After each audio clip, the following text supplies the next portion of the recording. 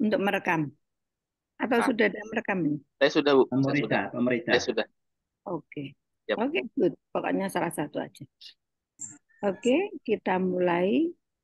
Waduh, nanti saya juga malu ini dari Merauke juga ada dosen yang nanti mau mengajar. Tidak tahu ngajar jam berapa karena pertemuan jam 8. Nanti saya coba ulangi lagi ya nanti kalau yang baru masuk. Oke. Mari kita mulai. Bapak Ibu, silakan buka dengan doa. Baik, terima kasih Ibu yang sudah masuk lalu melalui Zoom ini. Dan juga terima kasih kepada teman-teman, walaupun di pagi hari, tapi kita udah standby di tempat ini, di kelas ini. Jam sekarang baru 11 mahasiswa Ibu yang hadir. Iya, Iya, ya berarti sambil 10. ya sambil nunggu. Baik, kita mulai saja. Nanti yang kawan-kawan yang lain silakan untuk bergabung ya. Baik, untuk memimpin doa kita pada pagi hari ini, saya minta kesediaan Ibu Cornelia Nina untuk memimpin doa pagi kita hari ini. Silakan Ibu Nina. Oke, terima kasih ya Pak. Mari kita siapkan hati untuk memulai kegiatan pada hari ini. Kita membuat tanda kemenangan. Dalam nama Bapa dan Putra dan Roh Kudus. Amin. Allah Bapa yang penuh kasih, kami mengucap syukur dan berterima kasih atas penyertaan-Mu pada kami hari ini, sehingga kami bisa melanjutkan perkuliahan pada hari ini. Semoga apa yang disampaikan oleh dosen kami dapat kami terima dengan baik. Semuanya ini ya Bapa, kami serahkan hanya ke dalam tangan-Mu, demi Kristus Tuhan dan pengantara kami. Amin. Dalam nama Bapa dan Putra dan Roh Kudus. Amin. Baik, terima kasih Ibu Nina yang sudah membawa kita dalam doa. Baik, kita mulai dulu. Ya, silakan nanti kawan-kawan menjawab. Seperti biasa, arus 3 kali. Ya, Ibu Iren, kita sapa dulu kita. Baik, kita mulai. Aril Katalino, Bacuramin Kak Saruga, Basengat Kajubata. Arus. Baik, tetap kompak ya, walaupun hanya 10 orang, tapi kekompakan itu yang selalu dijaga. Silakan Ibu Iren untuk memberikan materi mengenai tugas-tugas ataupun mengenai modul untuk tugas hari ini. Terima kasih Ibu. Ya, pertama-tama saya mengucapkan mohon maaf. Bukan berarti kelas ini tidak kompak ya Bapak Ibu, tetapi ini sebetulnya sungguh kesalahan saya begitu. Jadi kelas ini menurut saya sangat kompak. Begitu nanti mungkin dari teman yang apa ya, yang merekam bisa disampaikan ke teman lain bagaimana penjelasan saya nanti kalau sekitar mungkin setengah 10 atau jam berapa begitu. Kalau ada istirahat silahkan bisa menelpon atau kita bisa Zoom sebentar juga bisa. Tapi biasanya setengah 10 saya akan kabari bahwa saya waktu istirahat begitu. Nanti sambil minum saya bisa mengajar. Begitu ya? Begitu setuju? Setuju Ibu? Siap, Bu. Silakan. Siap. Setuju, Bu? Siap. Ya. Oke. Ini saya merasa bersalah. Nanti tak ngaku dosa deh, wis pokoknya. Oke, Bapak Ibu. Sebentar. Mungkin juga. Sebentar, saya sudah buka file kok belum. Sebentar.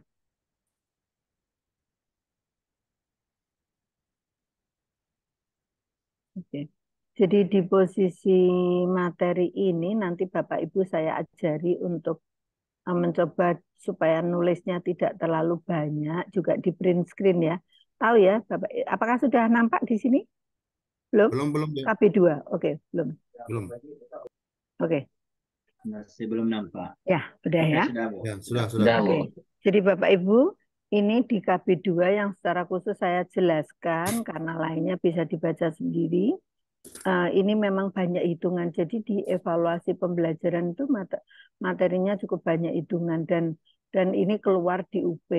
Jadi perlu Bapak Ibu ketahui bahwa sampai dengan 2023 kisi-kisi soal untuk UP itu belum berubah. Oleh karena itu, maka Bapak Ibu masih tetap menggunakan modul ini untuk ujian UP dan kisi-kisi yang sudah ditetapkan seperti tahun lalu. Jadi tahun lalu sampai dengan sekarang Desember ini nanti Bapak Ibu tetap sama. Oleh karena itu, maka sebenarnya materi yang ada di evaluasi pembelajaran itu belum update. Artinya masih menggunakan beberapa pengertian atau hitungan secara yang didasari dari kurikulum 2013 begitu.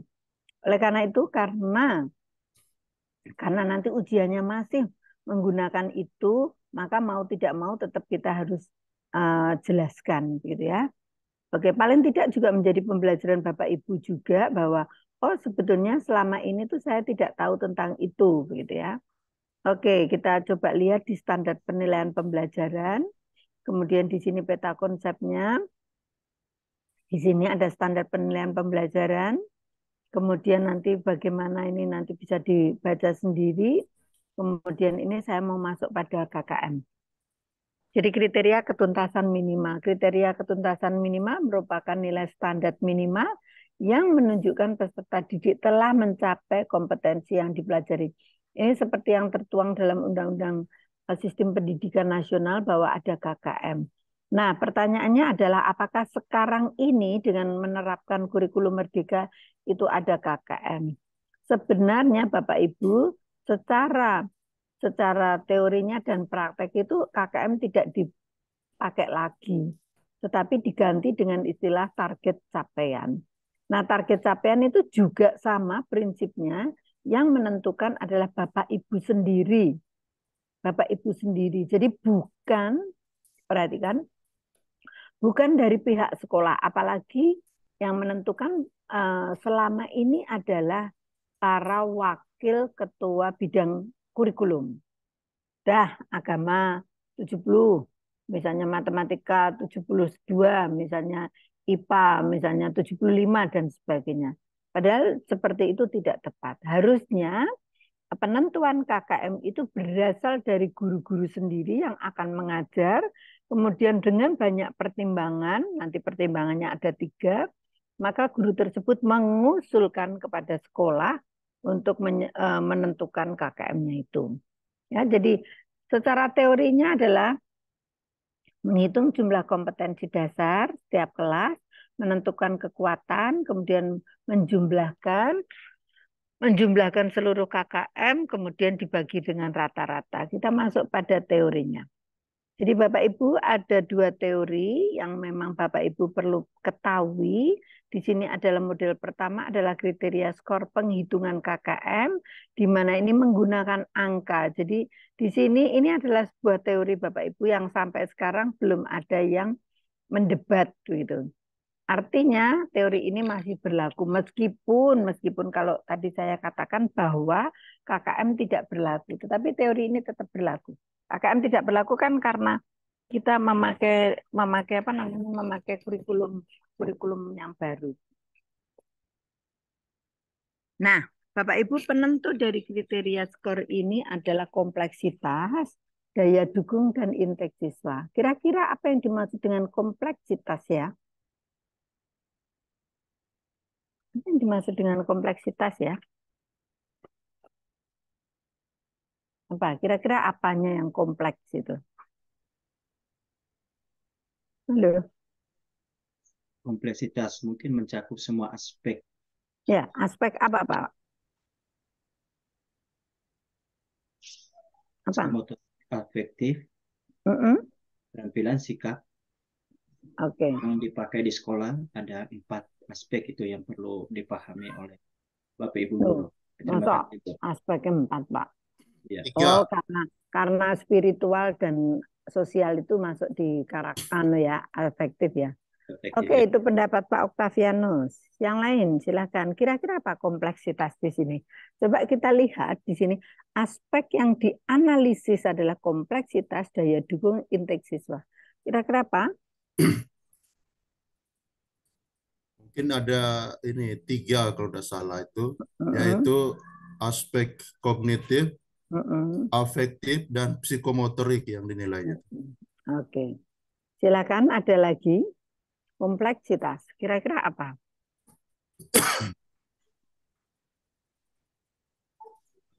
Daya dukung itu apa? Intake siswa itu apa? Kira-kira apa? Yuk.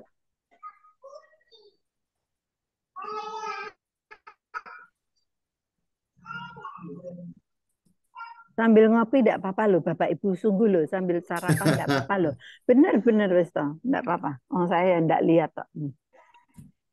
Oke, ayo. Oke, Kompleks, ya, Ibu Lydia. kompleksitas mungkin kemampuan guru kali, Bu. Oke. Oke, Kemampuan Bapak guru. Ibu, saya bantu menjelaskan. Jadi yang dimaksud dengan kompleksitas adalah kompleksitas materi. Ya, materi. Jadi misalnya materinya pribadi yang unik, maka menurut Bapak Ibu sendiri kompleksitasnya tinggi atau rendah. Bapak Ibu sendiri sebetulnya yang tahu. Ya, kalau Bapak Ibu menganggap bahwa materi pribadi yang unik itu kompleksitasnya tinggi, maka dinyatakan kurang dari angka 65. Sedang antara ini rendah sekian. Tetapi daya dukung dan intake siswa adalah kalau tinggi itu antara 80 sampai 100. Nah, apa yang dimaksud dengan daya dukung? Coba. Apa? Apa yang dimaksud daya dukung? Ayo. Kaitkan dengan materi dan sebagainya pada saat Bapak Ibu mengajar. Kayaknya daya dukung dari apa? Daya dukung mungkin sarana dan prasarana penunjang Ya, pembelajaran. sarana dan sarana. Contohnya apa, Bu? Buku, ketersediaan buku. Mohon izin, Bu. Proyektor. Ya, Izin, Bu. silakan. Daya Silakan. dukung itu kelengkapan mengajar seperti buku, ruang belajar, laboratorium, dan lain-lain. Oke, Untuk secara menunjang, ya. khusus untuk pelajaran agama apa? Kalau secara khusus pelajaran agama, Ruangan khusus mungkin belajar. Ruangan, Kitab alat suci. peraga, Bu. Kitab suci Kitab ruang Oke, suci. khusus kitab suci itu ya, yang oke. menunjang untuk pengetahuan iman. Oke, terus apa lagi? buku siswa, buku untuk Mhm. siswa, Alat pegangan peraga siswa masuk dan nggak, pegangan Bu? guru. Oke, oke. Jadi kalau kompleksitas tadi adalah tingkat kesukaran dari materi tersebut, daya dukung ya yang menentukan Bapak Ibu guru sendiri. Apakah guru itu punya daya dukungnya, misalnya kitab suci, bahan ajar yang dibuat sendiri, buku paket ada atau tidak, media pembelajaran atau ada atau tidak. Jadi daya dukung itu kalau Bapak Ibu merasa wow, untuk materi pribadi yang unik ini, saya punya medianya, saya punya buku LKPD-nya, saya punya apa ya Alkitab yang bisa dibaca bersama-sama, punya buku paket, itu berarti tinggi Bapak Ibu. Nah, faktornya adalah di sini guru. Faktornya di sini adalah guru, ya. Termasuk di dalamnya adalah metode atau model yang Bapak Ibu rencanakan itu ada atau tidak. Kalau hanya ceramah terus, maka termasuk daya dukung di sini salah satunya ada rendah. Misalnya Bapak Ibu mesti ceramah terus, kemudian bukunya ya kitab suci saja, terus merasa bahwa tidak ada paket buku paket yang ada diberikan di kami kok Bu. Berarti ya sudah, kecuali Bapak Ibu punya LKPD yang dibuat sendiri. Itulah yang dimaksud dengan dukung yang tinggi. Jadi Bapak Ibu bisa menentukan ini. Nah, intake siswa adalah kemampuan siswa. Jadi Bapak Ibu tuh anak-anaknya coba dilihat deh, kalau saya mengajar kelas 2 SD, maka dilihat kelas 1 SD itu kemampuannya bagaimana. Kalau kemampuannya rendah, maka kurang dari 65.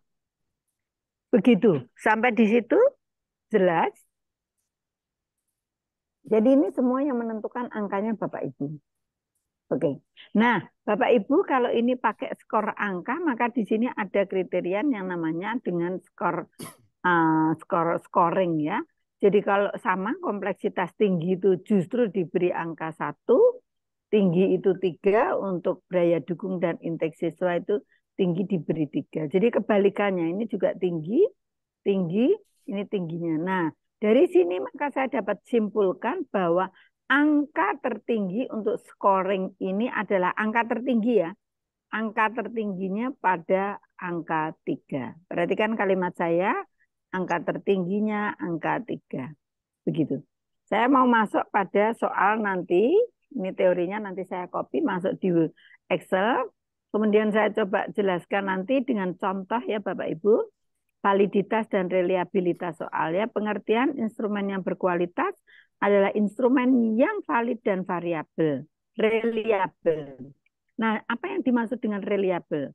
Apa yang dimaksud dengan instrumen? Instrumen adalah seperangkat pertanyaan. Baik itu berupa pertanyaan-pertanyaan yang sifatnya kualitatif atau kuantitatif. Artinya misalnya kita membuat angket itu juga termasuk seperangkat. Ya. Kemudian kita membuat soal-soal untuk agama itu juga seperangkat. Nah, seperangkat ini dapat dikatakan valid kalau bagaimana. Nanti ada teorinya. Kemudian dikatakan reliable itu yang bagaimana. Secara umum yang dimaksud dengan reliable adalah untuk mengetahui sejauh mana hasil suatu pengukuran dari sebuah instrumen ini dapat dipercaya dan memiliki daya keajekan yang tinggi. Jadi Bapak Ibu yang dimaksud dengan ajek kalau orang Jawa itu tahu. Tetapi saya tidak tahu, harapan saya nanti dengan penjelasan saya bisa ya. Ajek itu stabil, tetapi stabil itu tidak selalu sama. Contoh misalnya, orang kalau mengatakan ke saya, ibu itu ajek badannya. Jadi artinya dari dulu saya beratnya ya segini terus, paling naik sekilo, paling turun sekilo. Kalau sakit turun sekilo, 2 kilo, nanti naik lagi sekilo. Itu yang dimaksud dengan ajek. Nah dalam konsep dengan instrumen, maka ajek itu bagaimana? Contoh, suatu soal ujian akhir nasional atau soal apapun begitu ya, yang sifatnya merata satu kabupaten atau satu provinsi, itu kalau diteskan anak yang pinter mesti nilainya bagus. Anak yang pinter artinya pinter dan rajin itu pasti nilainya bagus. Jadi suatu tes itu diteskan soal yang sama, diteskan di Papua, di Sumatera, di Kalimantan, di Nusa Tenggara, di Jawa, maka anak-anak yang pinter nilainya tetap bagus. Bagusnya seberapa? Bagusnya tidak selalu sama. Contoh misal saja, di Jawa itu nilai tertingginya anak-anak yang pinter 90. Tetapi bisa jadi di Sumatera memang anak-anak yang pinter menjadi rata-ratanya 92 atau 93. Di Papua misalnya 89. Di Kalimantan misalnya 91. Jadi memang anak-anak yang pinter tuh mendapatkan nilai yang bagus, tetapi anak-anak yang tidak pinter dan tidak mau belajar maka mendapatkan nilai yang kurang baik. Ini tidak nyindir Bapak Ibu guru ya, tidak nyindir ya. Nanti untuk UP enggak ya. Ya, jadi seperti itu. Jadi sehingga tes itu dikatakan oh ini reliable begitu. Nah, kalau validitas merupakan upaya untuk memastikan suatu instrumen tes sungguh-sungguh mengukur apa yang tidak diukur. Jadi soal ini tidak boleh mengumpul pada soal-soal hot semua, tidak boleh mengumpul pada soal lot semua, tidak boleh mengumpul pada soal mod semua. Saya kasih contoh. Ya, ajek itu tes di mana-mana hasilnya sama ya. Valid artinya tidak sah, tidak sembarang dibuat sesuai dengan indikator, tidak mengumpul pada satu soal saja, hot, lot, atau mod. Begitu. Nah, jenis-jenis validitas ini ada beberapa. Nah, untuk tingkat mencari validitasnya nanti rumusnya ini Bapak Ibu nanti kalau menggunakan rumus ini Bapak Ibu dari modul tidak usah diketik ya, tapi caranya di print screen. Bisa ya? Bisa ya? Diginikan loh Bapak Ibu. Nah, gini. Bisa ya? Bisa enggak melakukan ini? Bisa, Bu. Siap. Coba lu Oke. gimana? Hah? Kalau pakai laptop nano caranya bagaimana ya? Kontrol apa ya, Bapak Ibu? Ada, Ctrl C. kalau Print screen. screenshot di bagian keyboard itu, Bu, di bagian pojok kanan atas biasanya teman-teman. Iya, karena laptop saya agak beda ini. PRT. Dan nanti Iya. PLT, oke. Nanti ditunjuk ya Pak, difotokan ya Pak. Siap, Bu. Ya ini gini, kalau tempat saya beda mungkin Bapak Ibu. Jadi ini diginikan, nanti tempelkan di Word yang Bapak Ibu. Misalnya gini kan, nah misalnya ini, maka tempelkan aja misalnya di sini. Ini kan bisa. Oh, jadi mana tadi? Hilang. Ya misalnya. Oh, ini alalal. Ya. Begitu ya, jadi tidak usah capek-capek. Oke, ini jalani. Nah, ini Bapak Ibu, analisis tingkat kesukaran. Apakah soal itu termasuk kategori sukar, sedang atau mudah?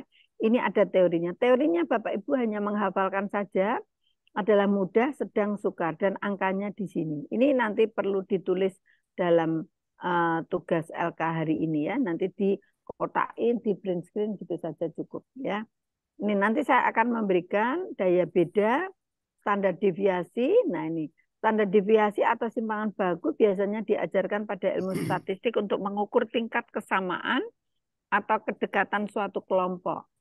Standar deviasi digunakan untuk mengetahui apakah sampel data yang dipakai dalam perhitungan bisa mewakili seluruh populasi atau tidak. Dengan standar deviasi, seseorang bisa memberikan gambaran kualitas data sampel. Contoh misalnya data yang menggerombol, misalnya Bapak Ibu memberikan nilai ulangan, nilainya 90, 89, 92. Nah ini disebut dengan homogen. Jadi kalau kita lihat nilai dari tugas resum Bapak Ibu itu datanya data menggerombol. Kenapa? Karena kami ya udah pokoknya kami memberikan di atas 75 ya. Walaupun sebetulnya mungkin masih ada kurang yang tidak bagus, tetapi kami menolong memberikan semangat kepada Bapak Ibu. Nanti kalau dikasih nilai 60 stres. Waduh, tugasnya udah banyak. Dosennya kejam sekali. Begitu. Ya. Jadi kami memberikannya dengan cukup murah, Bapak Ibu. Tetapi catatannya Bapak Ibu harus belajar. Nah, data terpencar itu kalau ada satu yang mendapatkan 40, 90, 93 ini kan data ini terpencarnya. Ini yang namanya heterogen. Nah, kalau ditanya penghasilan orang Indonesia itu heterogen, artinya standar deviasinya besar. Ini standar deviasinya besar. Contoh misalnya ada guru, misalnya secara khusus ada guru yang dapat sertifikasi itu bisa mencapai total 5 juta, tetapi ada guru yang masih bisa mendapatkan gaji 300 atau bahkan 250. Itu artinya penghasilan di Indonesia heterogen. Kalau di Eropa itu cukup standar deviasinya cukup kecil ya. Jadi seorang guru tidak ada guru tidak tetap. Ya mungkin karena penduduknya yang sedikit ya. Dan mereka di sana itu kalau menjadi guru tidak bisa langsung, tetapi praktek mengajarnya 1 tahun. Ya, 1 tahun. Jadi di Eropa itu seorang guru itu standarnya sama dengan teknik atau engineering, insinyur begitu Bapak Ibu. Jadi langkah pertama yang mereka saringan terkuat itu adalah dokter dan sarjana hukum. Kalau di Eropa begitu, secara khusus di Jerman. Itu paling pinter adalah anak-anak dari kedokteran dan hukum. Kenapa begitu? Saya dulu sampai heran. Kok hukum ya? Padahal di Indonesia itu orang-orang hukum itu cenderung udah saya masuk saja begitu. Nah ternyata saya baru sadar itu bahwa orang kalau dokter itu adalah menyangkut kemanusiaan dan mereka harus benar-benar bertanggung jawab dengan moral yang baik dan pinter. Kemudian kalau hukum itu merancang aturan-aturan supaya 50 tahun ke depan atau 20 tahun ke depan itu masyarakat bisa baik. Penyimpangan. Itulah yang mereka pikirkan. Nah, sedangkan posisi guru itu nomor 2. Di level 2, jadinya setara dengan teknik, setara dengan ahli apapun itu mereka memang pinter-pinter. Oleh karena itu maka tidak ada sertifikasi guru. Karena memang mereka yang masuk menjadi guru itu memang benar-benar digodok. Tujuannya supaya anak-anak atau para siswa itu pinter karena gurunya pinter dan kreatif. Nah, ini menjadi tanda tanya besar bagi para guru di Indonesia. Bapak Ibu juga harus berefleksi. Apakah saya kreatif? Apakah saya hanya memikirkan, oh karena saya gaji saya kecil maka tidak kreatif. Ini menjadi PR bagi semua ya, khususnya pemerintah. Dan dengan PPG ini mau tidak mau, Bapak Ibu dipaksa untuk ber-IT, ber-digital literasi, ya, untuk mencari informasi lewat internet. Disitulah memang penekanan dari PPG ini. Oke. Distraktor, fungsi pengeca terdapat pada tes objektif dalam bentuk alternatif pilihan jawaban, option. Pilihan jawaban dalam tes objektif berkisar antara 3-5, dan dari kunci jawaban terpasang pada setiap pilihan, salah satunya adalah jawaban yang benar atau paling benar. Jawaban salah dikenal dengan pengeca atau distraktor. Jadi pilihan jawaban yang salah disebut dengan pengeca atau distraktor. Butir soal dikatakan baik jika pengecanya akan dipilih secara merata oleh peserta didik. Secara merata. Pengeca atau distraktor berfungsi dengan baik jika sekurang-kurangnya dipilih oleh 5% peserta tes dan lebih banyak dipilih oleh kelompok bawah. Ini teorinya Bapak Ibu, nanti saya coba masuk di soal supaya lebih jelas. Jadi ini saya terangkan teorinya dulu. Saya masuk pada soal. Oke, puji Tuhan. Sudah 24 berarti kurang 2 ya. Oh, suster masuk, suster. Suster ini mesti belum makan ini. Ini berarti saya 22 berarti kurang 3 ya Bapak Ibu ya. Kurang 3. Oke.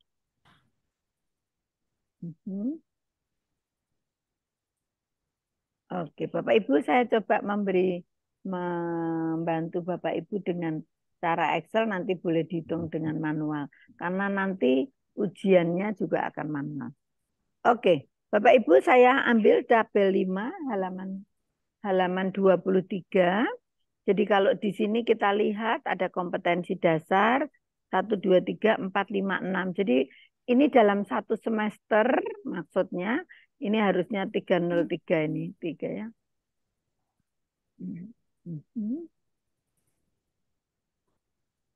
Ini saya ubah aja deh biar enggak bingung. Kalau dicontoh seperti itu tapi saya ubah aja biar nanti tidak bingung. Oke, 6 begini. Ya, jadi di sini dalam satu semester atau 1 tahun terserah ya Bapak Ibu, ini ada 6 kompetensi dasar. Ya. Nah, kemudian Bapak Ibu sebagai guru sendiri itu menentukan kompetensi dasar yang pertama, kompleksitasnya tinggi. Artinya apa? Kompleksitasnya 3. Artinya ini rendah atau tinggi ya? Tinggi. Ayo. Rendah, Bu. Nah, kan? Rendah, Bu. Rendah. Apa? Karena kalau daya dukung itu tingginya 3, intake itu tingginya 3 ya. Hati-hati. Jadi kompleksitasnya ini di sini rendah. Nah, saya tulis begini. Oh, tapi nanti tidak bisa. Oke. Ini ya, ini tinggi, rendah, ini tinggi, ini sedang, ini tinggi, tinggi. Kemudian daya dukungnya tinggi. Ini intake-nya, melihat bahwa intake-nya kan mestinya sama ya. Karena intake dari satu kelas, katakanlah saya mau melihat kelas 4 begitu.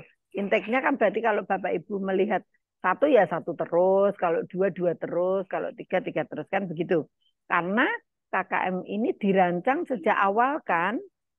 Jadi misalnya tahun ajaran tanggal 15 Juli, berarti kan Bapak Ibu tanggal 30 Juni sudah merancang ini semua, kan begitu ya. Nah berarti kan melihat siswa yang katakanlah kalau ini kelas 2 maka melihat kelas 1. Nah, ini memang kesulitan di posisi kalau Bapak Ibu mengajar di kelas 7. Kalau di kelas 7 berarti kan harus melihat nilai rapot atau nilai ijazah anak-anak yang baru masuk ke SMP tersebut. Begitu caranya. Sampai di sini dulu, ada yang tanya? Sebelum masuk ini. Sampai di sini dulu, ada yang tanya?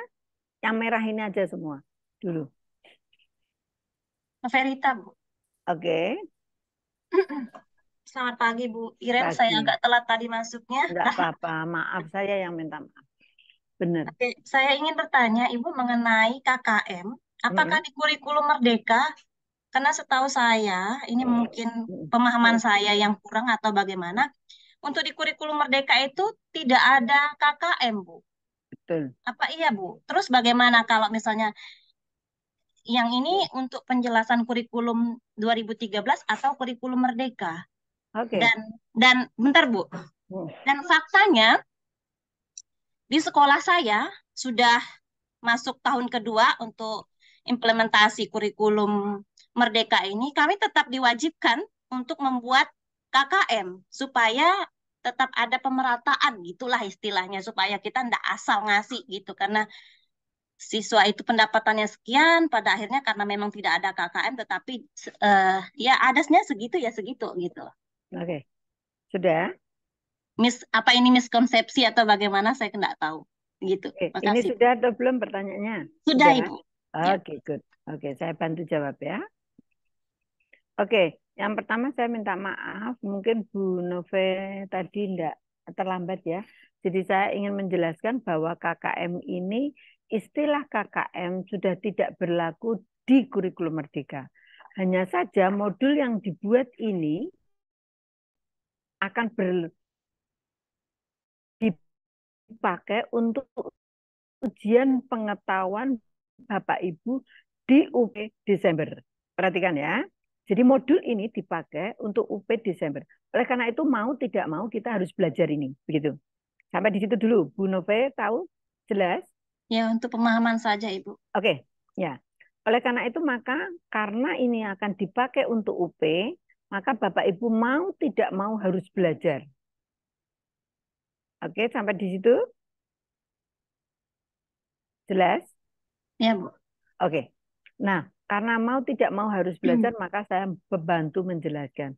Nah, tentang konsep sekarang bahwa apakah KKM ini dipakai untuk kurikulum Merdeka, istilahnya sebetulnya tidak dipakai. Hanya dipakainya adalah target capaian. Nah, target capaian nanti dalam bentuk hitungan persen, misalnya mahir, cakap, kemudian layak, kemudian baru berkembang. Nah, baru berkembang nanti Bapak Ibu targetnya berapa persen target siswa ya. Ini misalnya mahirnya 30%. Kemudian di sini misalnya 40%. Kemudian di sini layaknya berarti sisanya kan 30%. Di sini harapannya 0%. Jadi harapannya di kelas Bapak Ibu tidak ada siswa yang baru berkembang. Nah, pertanyaan selanjutnya, mahir itu targetnya di kisaran angka berapa? Misalnya di sini Bapak Ibu menentukan 85 sampai 100. Misalnya di sini cakap itu misalnya 69 sampai 84. Misalnya di sini layak itu 55 sampai misalnya 68. Misal ya, ini misal ya. Ini misal. Ini saya misal. Ya, ini adalah 0 sampai 54. Misalnya begini. Nah, sekarang kalau kita belajar teori tentang ini Bapak Ibu, kalau kita belajar KKM tentang ini, karena mungkin ya, saya yakin deh 100%, pada saat menentukan KKM itu siapa yang menentukan? Saya yakin deh dari Wakasek kepala sekolah. Atau Bapak Ibu tinggal, udahlah KKM-nya adalah 75 begitu. Ya enggak. Ya. Saya tak lihat wajahnya Maka sebentar. kurikulum, Bu. Sebentar, tak lihat wajahnya. Siapa yang Siapa yang ditentukan oleh Wakasek? Tunjuk jari gini aja deh, enggak apa-apa. Yang Wakaseknya tok gitu harus 1, 2, 3, 4, 5. Paling 6. Nah itu ya. 1, 2, 3 ya kan. Siapa yang Bapak Ibu pokoknya ngawur deh, ngawur. Udah pantasnya 75 begitu siapa? Enggak ada. Oh berarti dipaksakan oleh Wakasek kurikulum semua ya? Saya, Padahal Bu. kalau Bapak Ibu Terkadang koordinasi juga, Bu. Koordinasi juga. ya, maksudnya koordinasi itu pun kan Bapak Ibu apakah pernah memikirkan cara menghitungnya berdasarkan kompleksitas materi, kemudian daya dukung dan intake siswa? Saya kok enggak yakin deh. Pengetahuannya enggak sampai ke situ, Bu. Enggak ada diajarin yang kayak gitu Ya, kemarin. disinilah Heeh. kita belajar bersyukur, Iya, Bu. Iya, kami tidak diajarin loh, Bu, yang Ya, ini. ya memang enggak apa-apa kan. Namanya nanti Bapak Ibu menjadi profesional. Nanti kalau Bapak Ibu lulus ya jangan sok-sok bilang gini, Bapak Ibu Wakasek itu semua salah loh. Ternyata enggak, tetapi kadang pas diskusi ini, Pak ternyata toh cara menghitung KKM atau itu tuh asalnya dari sini. Nah itu jauh lebih enak. Gitu. Adakah ini yang jadi kepala sekolah? Ada. Ada. Nah Ada. mana ini? Oh, Pak Lord. Ada. Rapin itu, Pak Pak Rapin. Octavianus. Pak Tangan. Rapin. Mana? Masuk enggak ya? Ada. Pak Rapin masuk. Ya baru. Pak Octavianus. Oh, yang enggak masuk berarti baru menentukan KKM itu. Ini dia kepala sekolah nih, Pak Rafael. Mana dia? Sekolahnya telat Itu ya. loh Pak Rafael, Raffin. Oh, Pak Itu, Rafin. Nah, ini tak tanya ya. ini. Saya sebagai tanya jujur, Pak. Bapak Ya, Bu. menentukan itu menyuruh Wakasek atau pemikiran Bapak sendiri, jujur. Biasanya kami rapat, Bu. Terus berdasarkan kepantasan. Berdasarkan kepantasan dan biasanya situasi di sekolah, ya, Bu. Kalau saya kebetulan mengajar di salah satu sekolah negeri yang berada di kecamatan dan agak pelosok gitu, Bu, di dalam. Dan kalau bicara soal murid, saya dari 200 siswa hanya 1 murid Katolik, Bu. Wow. Bapak kepala sekolah Dari di negeri. 200 siswa itu Negeri.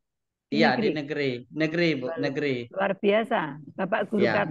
agama Katolik bisa jadi kepala sekolah ya. Wow. Dari Selamat ya, Pak. tahun 2014, Bu. Sampai Sampai tahun 2014 sampai tahun ditambah 32 tahun misalnya. Tapi saya ditempatkan di tempat yang mayoritas, Ibu. Oh. Sekarang dari 200 lebih siswa itu, siswa Katolik cuma 1, Bu. Iya.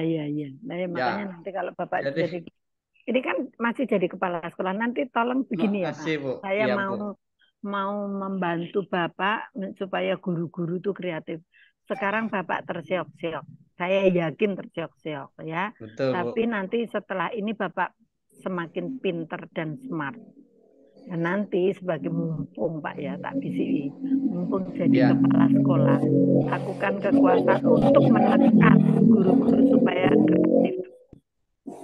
Nanti tak ingat-ingat Bapak mengajar di SMA atau, nah nanti harus Bapak jadi pemakalah, harus bisa membuat PTK dengan baik, kemudian guru-gurunya ditekan Pak, ditekan supaya melakukan setiap tahun, ya bisa toh, walaupun Bapak itu lembut begitu, tetapi saya yakin bisa, ya. Amin, begitu. Bu, amin. Ya, harus bisa. Siap, Bu. Ya. Dari pengetahuan ini Bapak Ibu sadar bahwa oh iya ternyata selama ini saya kurang menerapkan itu dan memang enggak tahu teori itu, enggak apa-apa, enggak ada yang salah. Tapi dari sini Bapak Ibu akan tahu bahwa oh ternyata dasarnya adalah itu. Oke, saya masuk.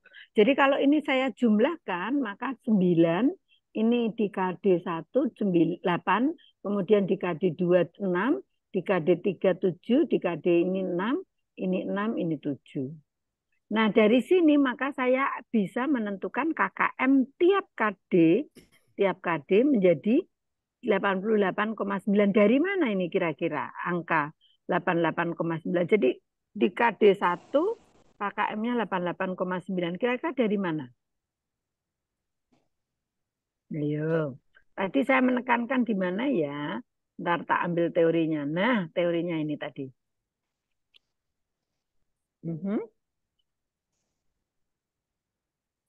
Teorinya ini. Ayo, tadi kalimat saya apa? Angka tertinggi berapa ini? 3. Angka tertingginya 3. 3, terus 3 berarti jumlah angka tertinggi berapa? 3. 9 kan? Ditambah per 9 ya, 9. Iya, 9. Oke, kita masuk ke atas. Jadi jumlahnya di sini 8 dibagi 9. Ini juga 6 dibagi 9. Ini 6 dibagi 9. Ternyata KKM untuk misalnya di KD5 itu hanya sekian Bapak Ibu sebetulnya. Kenapa? Karena kompleksitasnya tinggi, daya dukungnya rendah. Materinya susah, Bapak Ibu tidak punya apa-apa. Bapak Ibu miskin. Miskin dalam hal apa? Biar tertusuk-tusuk ya. Miskin dalam hal apa? Miskin dalam hal buku yang ada tidak ada. Bapak Ibu tidak membuat bahan ajar. Bapak Ibu menggunakan metode ceramah terus. Artinya daya dukungnya rendah. Dengan intake siswa ini maka ternyata KKM-nya hanya sekian. Karena tidak ada tunjangan nanti di sini. Tidak ada yang menunjang. Kompleks materinya sudah susah, tetapi di sini daya dukungnya rendah. Nah, kalau sudah ini masing-masing KKM-nya sudah dibagi 9, maka kalau ditanyakan KKM dalam 1 semester berapa? Maka kalau ini dijumlahkan menjadi 40, maka KKM-nya akan menjadi 74,1. Kira-kira dari mana ya angka 74,1? Coba berpikir. Ayo, ini kalau saya jumlahkan sebetulnya kalau ini dijumlahkan di rata-rata bisa ini sama. Nah, tetapi kalau saya menghitung ini 40 lebih mudah, dibagi berapa ya? Supaya menjadi akhirnya menjadi 40 dibagi berapa? Perhatikan. Ini di sini KD1 dibagi dengan 9. KD2 bagi 9. KD3 bagi 9. Semuanya bagi 9. Oleh karena itu maka 40 dibagi berapa? Bagi 9. Ayo. Kayaknya 40 bagi 6. Ayo. 40 dibagi 6. 40 dibagi 6 kayaknya. 40 bagi 6. Tak bagikan ya. 40 dibagi 6. Reng. Kali 100%. Ini ternyata KKM-nya 100. Menurut Bapak, sorry. 9 dikali 6, 54 dibagi 40. Kebalik apa enggak, Bu? 54 nih. Pak, Bu.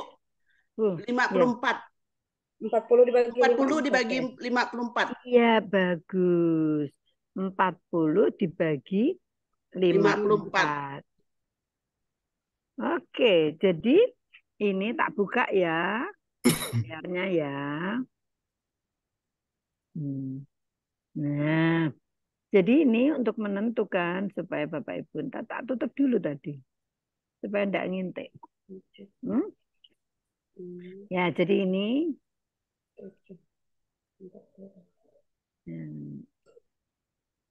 Nah. Ya, jadi Bapak Ibu penjelasannya nih. Jadi ini kan 8. 8 dibagi 9. Kenapa dibagi 9? Karena kriterianya maksimal adalah 3 kali 3. Jadi 8 dibagi 9. Dikalikan 100 menjadi ini. Ya, begitu. Nah, kalau ini kita misalnya tidak mau, jadi sebetulnya Bapak Ibu bisa menambahkan 88, sekian, ini sekian, ini di rata-rata dibagi 6, karena ini ada 6 komponen.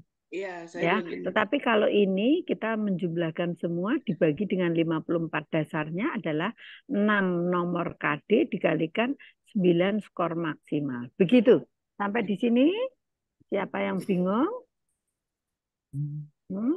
Silakan tanya.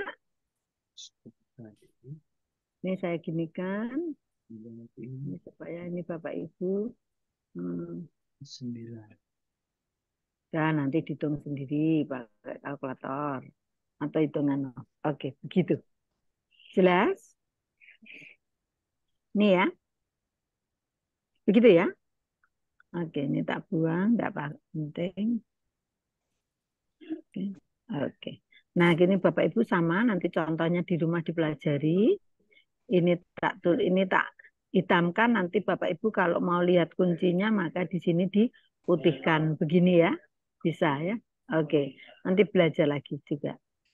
Biasanya itu. Sampai di situ siapa yang tanya? Nih kalau ini KD-nya hanya KD 1, 2, 3, maka di sini tinggal jumlahkan saja, Bapak Ibu jumlahkan semua. Berapa ini? 3 tambah 2, 2 tambah 3 tambah 2 berarti ini total 9. 7 dibagi 9. Ya, Bapak Ibu sudah bisa pakai Excel kan? Ya 20 dibagi di sini.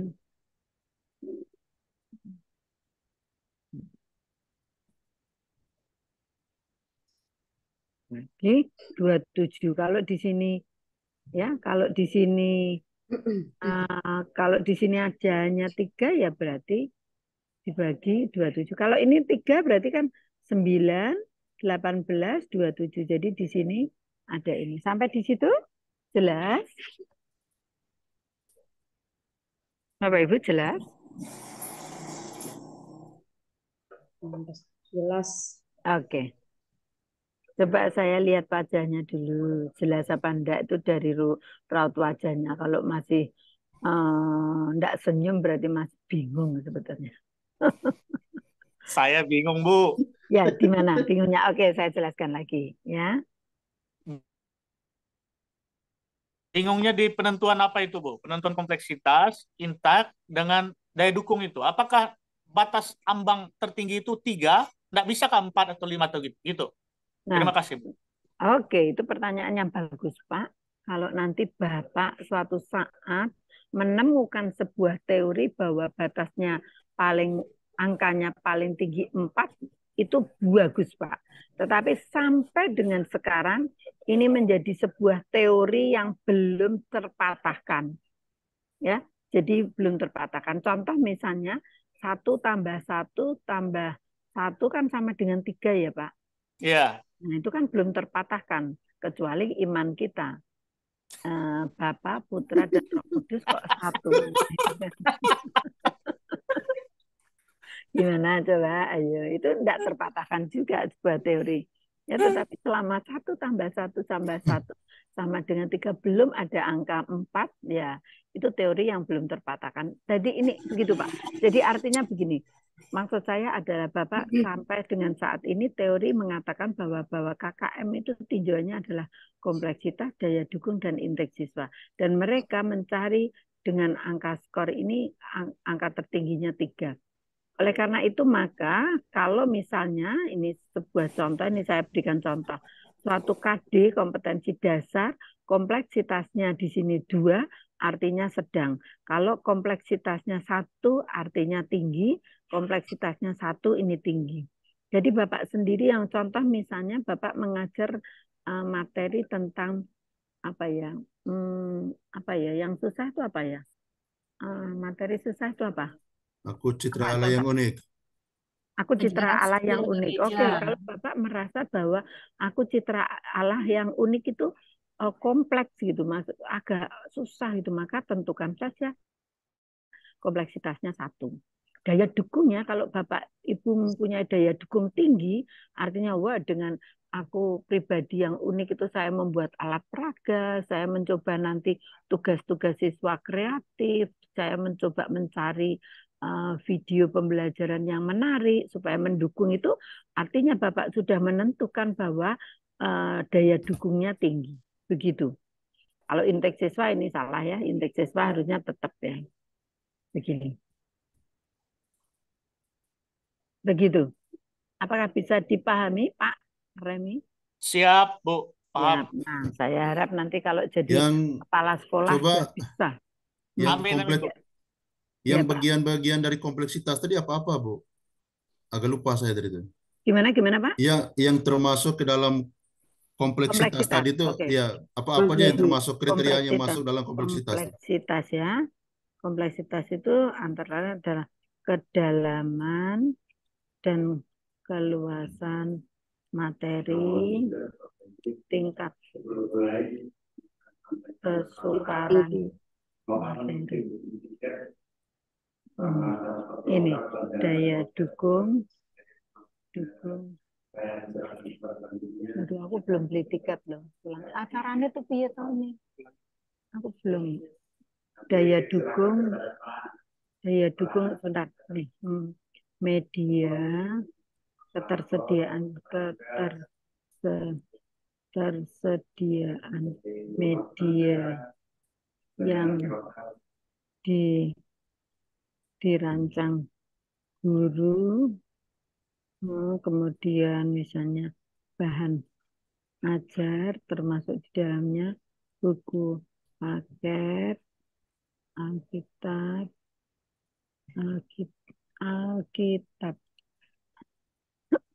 dan lain-lain, referensi, jurnal, misalnya KHK, HKGE dan lain-lain. Kemudian apa tadi, intake siswa,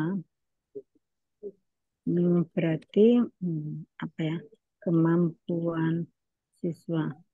Ya bisa disebut kemampuan awal. Ya kemampuan siswa aja ya. Nah begitu Pak. Apakah ini bisa membantu? Ya, bisa membantu ini. Oke, sip. Bentar, acara belum mulai Pak. Saya masih bisa. Oke, perhitungan valid.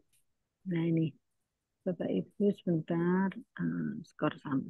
Oke, saya mau menjelaskan begini.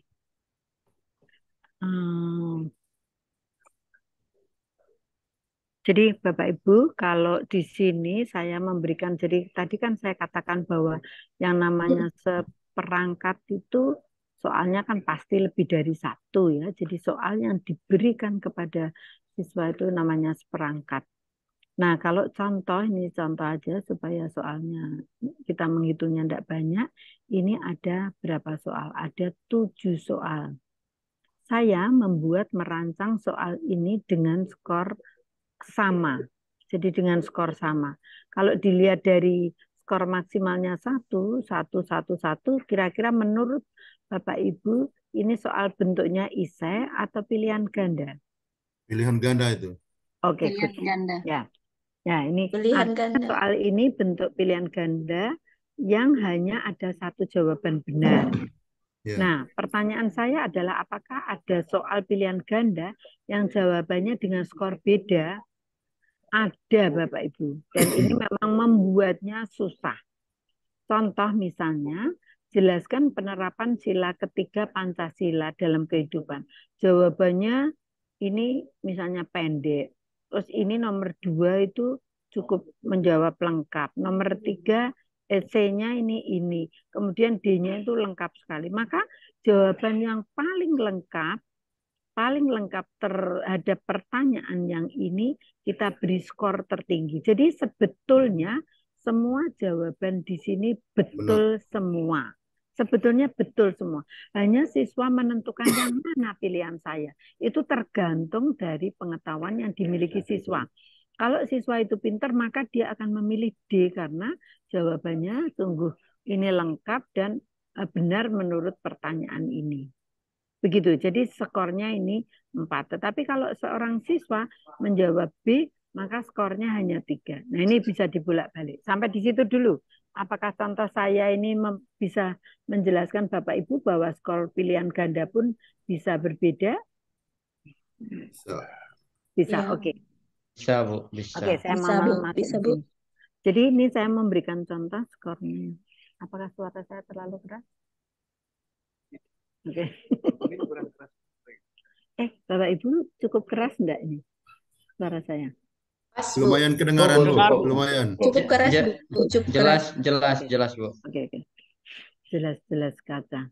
Oke, jadi contoh misalnya ini respondennya adalah anak-anak yang namanya A, B, C, D, J, J ya, sampai J, J. Kita mengambil contoh sedikit saja supaya Bapak Ibu bisa bernalar dengan baik. Contoh misalnya seorang anak A untuk jawaban soal nomor 1 dia salah, maka diberi skor 0 karena jawabannya betul dan salah. Bukan berarti soalnya betul dan salah ya, tetapi jawabannya salah.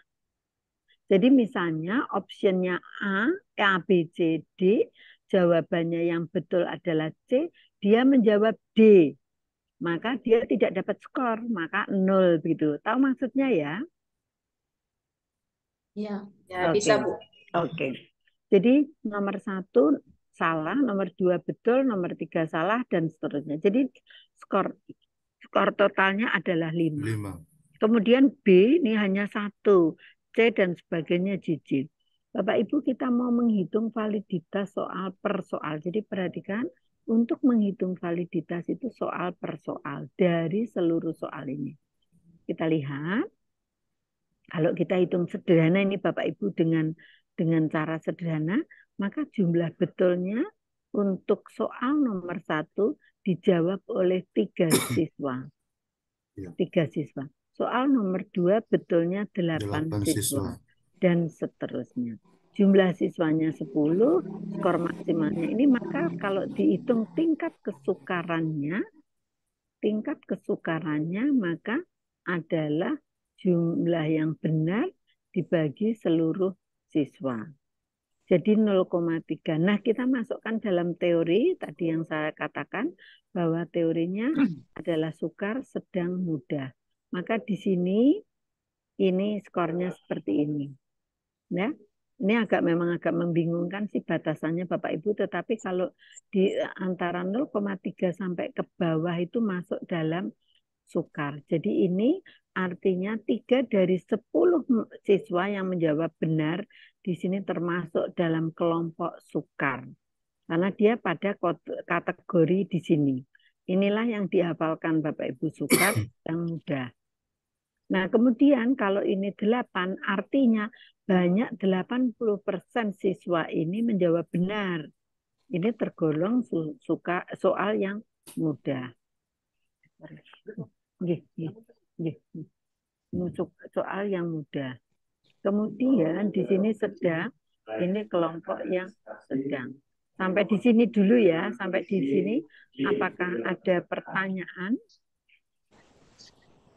Tidak ya? Oke. Nah, untuk menghitung kevalitan Bapak Ibu ini memang agak susah. Jadi ini Bapak Ibu bisa kalau tadi menghitungnya kan pakai rumus yang tadi saya jelaskan di PPT ya, di copy kemudian. Tetapi kalau kita menggunakan Excel maka hanya menuliskannya person dalam kurung ini apa ya? Ini perbandingan ini di bawah dimasukkan semua di titik koma dengan jumlah semua. Jadi pembandingnya begini. Dikatakan soal valid kalau ini jumlah ini yang menjawab benar dari semua peserta dibandingkan dengan jawaban semuanya soal. Itu cara menghitungnya begitu. Jadi nomor 2 valid atau tidak ini maka ini semua dibandingkan dengan ini semua. Soal nomor 4 ini semua dibandingkan dengan ini semua. Kita menggunakan rumus Pearson, ini akan hanya dibuat tulisannya ketik sama dengan Pearson begini. Nah, kita mau memaknai saja valid. Valid itu bagaimana? Kalau valid itu teorinya, kalau di atas ini ada tabel. Jadi dari R tabel 10, bentar.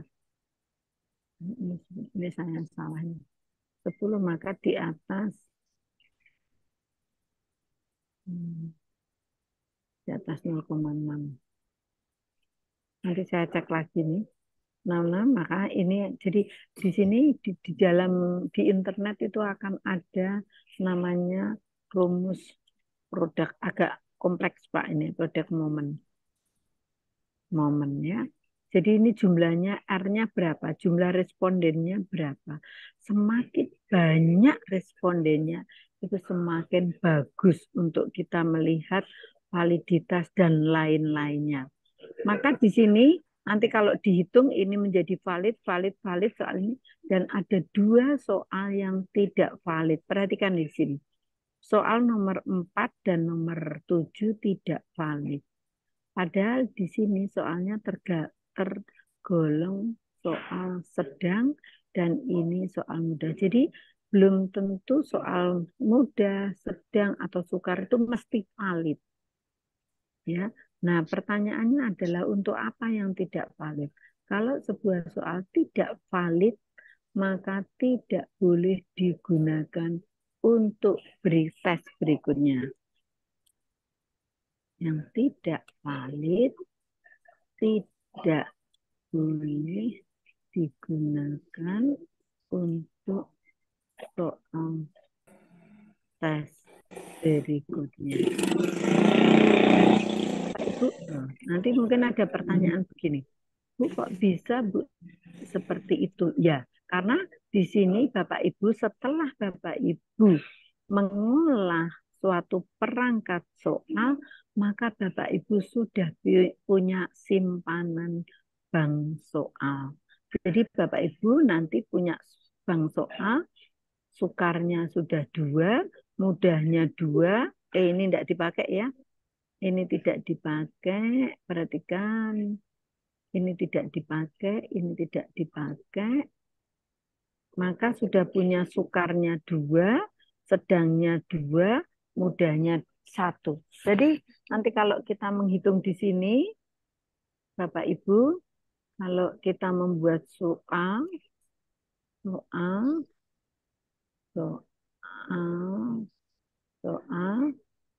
itu mudah, sedang, sukar, itu harapannya berapa persen di sini? 25%, 50%. Ini normal ya, 25%. Nah ini.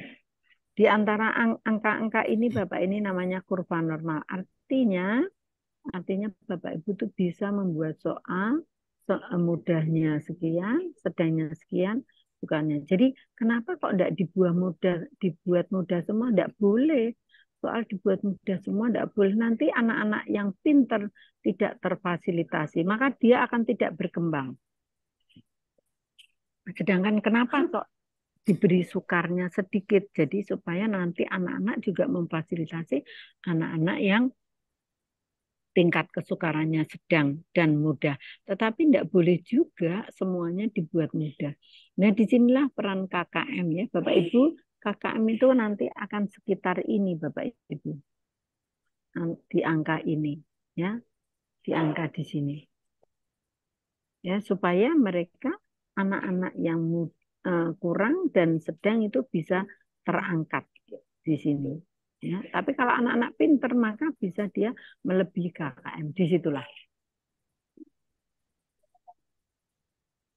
Ini sudah mau rapat.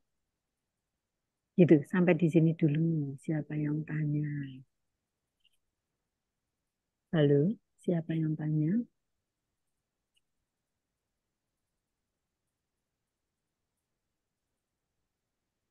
Halo? Bingung? Nanti kalau istirahat saya terangkan lagi. Sebentar lagi kami mau mulai. Ya. Halo?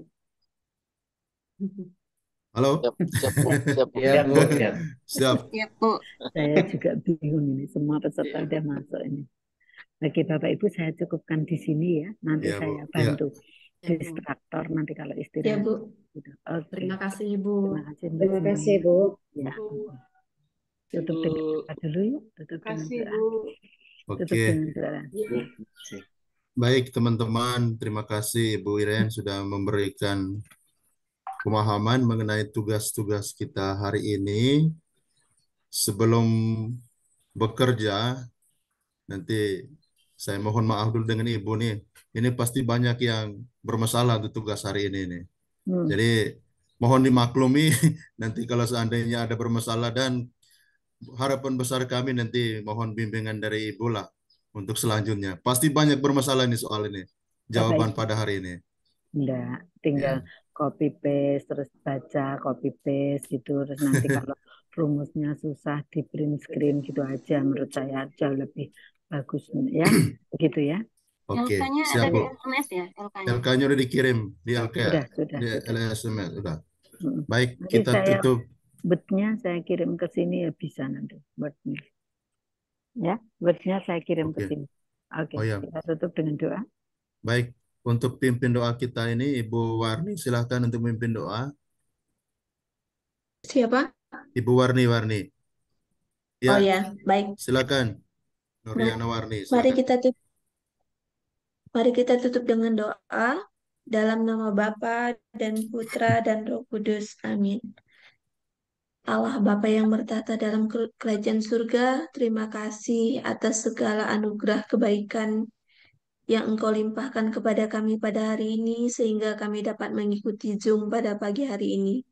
Bapa, sebentar lagi kami akan melanjutkan aktivitas, melaksanakan dan mengerjakan tugas-tugas yang diberikan oleh dosen. Berkati kami dan dampingi kami, semoga apa yang dijelaskan oleh Ibu dosen dapat kami pahami dan dapat kami aplikasikan dalam setiap tugas-tugas kami. Dan berkati pula dosen kami yang saat ini mungkin sedang beraktivitas, semoga beliau selalu kelihatan dan berikanlah kesehatan pula kepada kami semua. Doa ini kami panjatkan kepadamu karena Engkaulah Tuhan dan penolong kami. Amin. Amin. Amin. Dalam nama Bapa dan Putra dan Roh Kudus. Amin. Baik, terima Oke. kasih Bu Ya. Warni sudah memimpin kita dalam Ya. doa. Baik, saya akhiri pertemuan kita kali ini karena Ibu Iren mau ikut pertemuan, ya, dengan sapaan seperti biasa menutupi perjumpaan Zoom kita hari ini. Nanti silakan kita menjawab arus 3 kali ya. Oke, kita mulai. Adil Katalino, Bacuramin Kak Saruga, Basengat Kak Jubata. Arus. Harus. Terima kasih untuk kita semua. Ya, saya kirimkan lagi Ya, filenya Bu. yang terbaru tadi yang ada orat-oratannya ya. Oke, ke grup. Baik, Bu. Terima kasih, Bu. Baik, Bu. Makasih Bu, makasih.